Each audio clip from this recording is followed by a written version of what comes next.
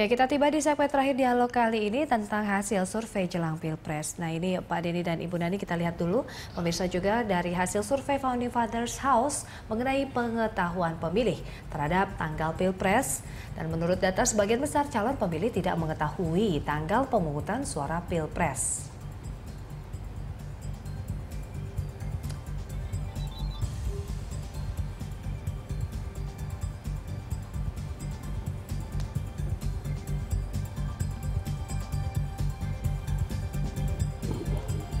Ini responden menyebutkan Pilpres tanggal 9 Juli, 9 Juni, dan Pilpres di tanggal lain. Nah, ini di 2024, waduh, jauh sekali jaraknya.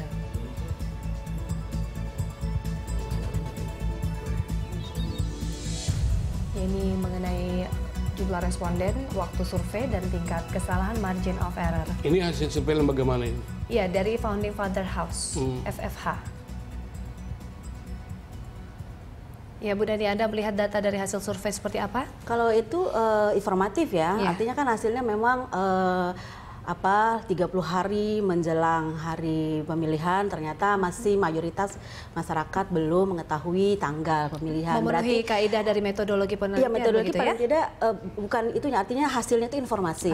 Lalu sisi kedua, jadi ketika kita melakukan survei itu ada dua, Mbak, hasilnya dan prosesnya. Prosesnya lembaga tadi sudah mengatakan bahwa dia di sekian orang yang disurvei, tapi mungkin tadi yang belum kelihatan adalah di mana saja. Apakah 33 provinsi atau hanya di kota saja, atau hanya di desa saja, atau kota dan desa, itu sebetulnya penting tambahannya. Jadi bukan hanya mengatakan bahwa survei dilakukan pada tanggal sekian sampai tanggal sekian, kemudian sekian jumlah respondennya, margin errornya, tapi juga penting adalah dia mengambil survei itu di daerah mana lokasinya. Apakah hanya di 10 provinsi saja, di mana, atau hanya di urban saja kah, atau urban dan rural, itu harus disampaikan karena berbeda. Atau cari data seperti apa? Apakah dengan face to face, arti tatap muka, atau dengan telepon, atau online, itu harus disebutkan karena akan sangat berbeda hasilnya. Tanggapan Anda, Pak Denny? Mungkin ini data ini kan hanya diambil hasilnya aja. Sebetulnya setiap laporan survei itu dia biasanya ada data sekunder, data yang menyampaikan bahwa ini data survei ini dilakukan tanggal sekian sama sekian, kemudian ini dilakukan di wilayah provinsi mana aja, kemudian dia lakukan berdasarkan data BPS juga bahwa hasil lembaga ini dibandingkan dengan BPS, sehingga ini mungkin tidak disampaikan berita satu tidak mengambil data awalnya. Gitu loh. Itu ini aja. Closing statementnya ini Bu Dani terkait dari untuk meminimais data-data yang tidak akurat, begitu harus seperti apa dari lembaga survei ini? Memang ini maraknya survei itu kan sebetulnya angin-anginan ya, artinya menjelang peristiwa 5 tahunan politik. Pertama harus lihat memang track record lembaga itu. Itu penting sekali, masyarakat harus tahu.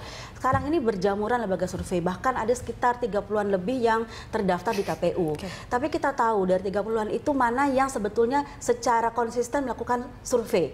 Ada lembaga survei yang didirikan hanya untuk kepentingan sarang saja. Itu kan berbeda, Mbak. Artinya kita tidak usah memberikan penghukuman bahwa ini abal-abal, ini pesanan, tidak usah.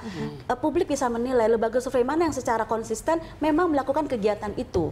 Itu satu. Jadi itu publik bisa melihat. Artinya kalaupun memang tidak kredibel, publik juga akan tahu. Publik akan tahu bahwa ini itu seperti apa gitu. Artinya itu yang bisa. Pak Denny, terakhir tanggapan Anda ini? Iya, jadi lakukanlah hasil survei yang lembaga lakukan dengan metodologi yang benar, publish dengan apa adanya, independensi data itu penting sekali. Sehingga kalau memang dia punya kepentingan karena survei ini pesanan, jangan mencederai profesi lembaga survei ini, sehingga akan menodai niat ilmiah dari awalnya lembaga survei itu ada gitu loh. Sehingga kalau memang dia benar-benar mau mencerdaskan masyarakat, memberikan informasi yang real, yang benar, yang transparan, berbuatlah yang baik. Baik, terima kasih Pak Denny, terima kasih Bu Nani telah hadir di Studio Berita 1. Demikian dialog kita pagi ini. Kami akan kembali dengan rangkaian informasi menarik lainnya sesaat lagi.